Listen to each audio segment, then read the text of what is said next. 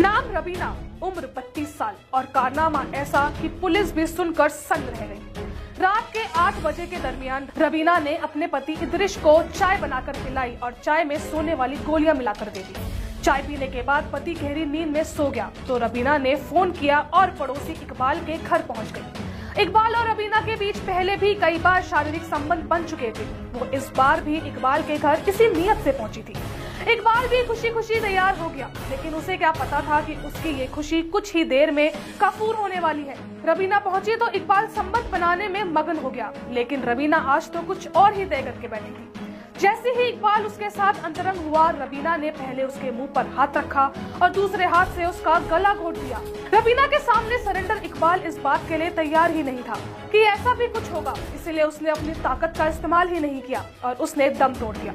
जब रबीना को यकीन हो गया कि इकबाल मर चुका है तो उसने उसकी डेड बॉडी को घसीटकर घर के बाहर सीढ़ियों तक लाया और वहीं छोड़कर घर चली गई। इकबाल इसी दिन अपने ससुराल से वापस लौटा था। भोजपुरा थाने इलाके के एक गांव का रहने वाला इकबाल ने अपनी पत्नी को मायके छोड़ा और वो घर लौट आया, लेकिन अगली सुबह उसका शव घर की सीढ़ियों पर पड़ा मिला। पुलिस को सूचना मिली तो पुलिस ने जांच पड़ताल शुरू की और युवक के फोन का सीडीआर निकाला तो कहानी साफ हो गई। इकबाल के फोन पर आखिरी कॉल पड़ोसन रबीना का था और सिर्फ एक कॉल नहीं था, दोनों के बीच कई बार बातचीत हुई थी। इसी आधार पर पुलिस ने रबीना को हिरासत में लिया और उससे पूछताछ की गई। पहले तो उसने इस मामले में पल्ला झाड़ने की कोशिश करी, लेकिन उसके बाद वह टूट गई और उसने कबूल कर लिया कि हाँ, उसने ही इकबाल की गला घोटकर हत्या की है। लेकिन सवाल था कि क्यों? जब पुलिस ने इस मामले में पूछताछ की तो महिला ने बताया कि वो जरदोजी का काम करती है और इकबाल भी यही काम करता था। इसी वजह से युवक का उसके घर में आना जाना था। दोनों की पहली मुलाकात हुई, फिर मुलाकात बातचीत में बदली और फिर ये बातें अतरंग होने लगी।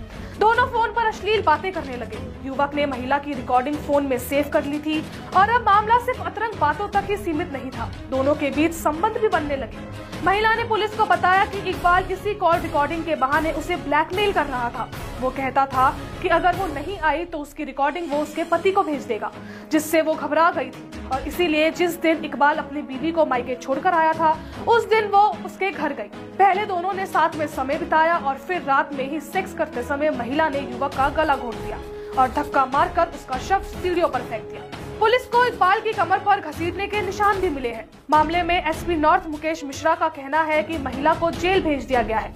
खबर यूपी के बरेली से है। महिला विवाहित थी और उसके बच्चे भी थे। घटना 29 जनवरी रात की है। पुलिस को 30 जनवरी की सुबह थाना भोजपुरा के गांव घूर समासपुर में इकबाल का शव मिला था। इकबाल की बीवी शहनाज ने पति की हत्या का मुकदमा दर्ज करवाया था। शहनाज ने पड़ोसन इदरिश और उसकी पत्नी रबीना पर ही इकबाल की हत्या का आरोप लगाया था। पुलिस ने इदरिश और रबीना को हिरासत में लेकर पूछताछ की। पहले तो रबीना पुलिस को गुमराह करती रही।